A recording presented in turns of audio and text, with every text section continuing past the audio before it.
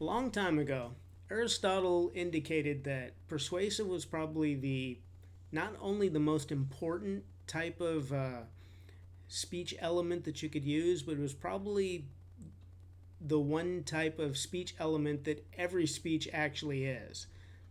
If you read through Aristotle, you get the idea that everything Aristotle believed was all about persuasive, which means you could make an informative speech and say, "Today I'm going to tell you how birds do whatever they do," um, and throughout the whole process, what you're really doing, at least according to Aristotle, is you're making an argument. You're making an argument that this needs to be persuasive, and whatever the persuasive element is you kind of have to back it up with all the information so that whatever you're sharing is significant enough for the audience to really care about. Because the idea is when you create an argument or when you create a speech, the idea is you're trying to get something that people actually care about, that they're interested in, they're going to listen to, and basically be persuaded, even if persuasion isn't the actual element we're trying to do, such as a special occasion speech or an informative speech or a persuasive, or it could be any one of the many different elements of speech, but in the long run, at least according to Aristotle's belief, is you either are convinced or you're not convinced. And if you're not convinced, then that means whoever gave the speech didn't give it well enough. Now, there's a couple of things that are really important in pretty much all speeches, but especially in persuasive speeches. And so we've talked about the three basic elements of speeches before, which is the idea of logos, pathos, and ethos. Ethos being, the credibility of the individual, as do you believe this particular person? Is this the person to be developing the speech and giving you the speech? Pathos, we'll talk about pathos in a second here, but logos is basically all of your logic and your information and your evidence that's going to back up whatever you say, which is why one thing I keep saying over and over again to students is you can't just tell me facts. You can't just say, soccer was invented on this particular date and it's been played this many times since then.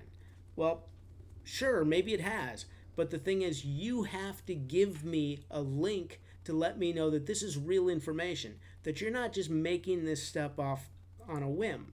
And so that's why I say every time you do a speech, you need to actually say, according to the New York Times on this particular date, by this particular author, the following was stated. That gives homage to the original originator of the actual information that you're presenting. If you're not doing that, basically you could either be doing plagiarism, you made it up, or one of the two is usually kind of what it ends up being. So those are really kind of important things to keep in mind when you're doing a persuasive. Now, there is a difference between a persuasive and an informative. Now, an informative, you usually have, your introduction, the conclusion, and you've got in between that your three main points, and then you've got all the things that kind of like divvy up all that different time. Now, persuasive, its element is supposed to be, let's just say we didn't even believe Aristotle and we think that there's a difference between an informative and a persuasive, so we can come out and say that when it comes to a persuasive, we need to actually come up with what's called a problem, cause, and a solution. And I did say I was going to mention the pathos part. Now, the first two, ethos and logos are really important, but it's also really, really important, especially during a persuasive, to convince somebody.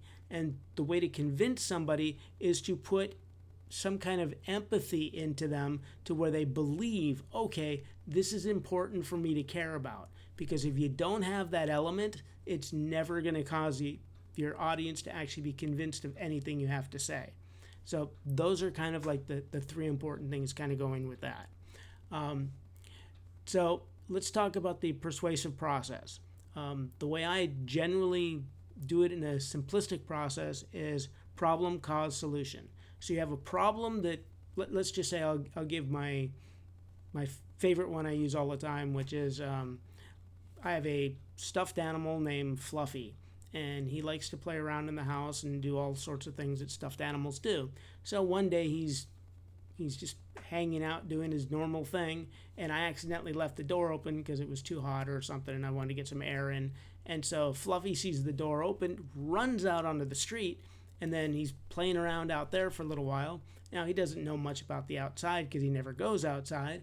And so on this particular day, he happens to run off into the street, and this huge Mack truck just smashes into him and hits Fluffy, and then Fluffy goes flying, and then there's stuffing flying all over the place, and the neighbors see this and they run out onto the street because they see Fluffy. They all know Fluffy, and so they run out there and they try to put all the stuffing back into Fluffy, because I mean he's hurt and he's really badly hurt. So they wait for the stuffed animal ambulance to show up. It shows up and rushes Fluffy off to the stuffed animal hospital where they take care of him.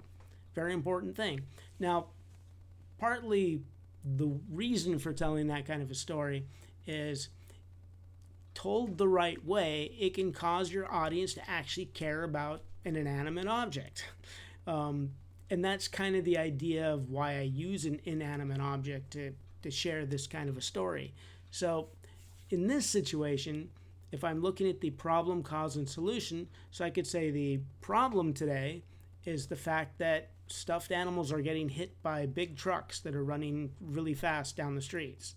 So the cause for this is, well, could be my fault. I could have let Fluffy get out of the house. Or it could be the fact that there's just big trucks that are driving too fast down the street. And what's my solution? Now that's up to you. You look at all of your evidence, your information, and maybe find an organization that's trying to do something to solve your problem.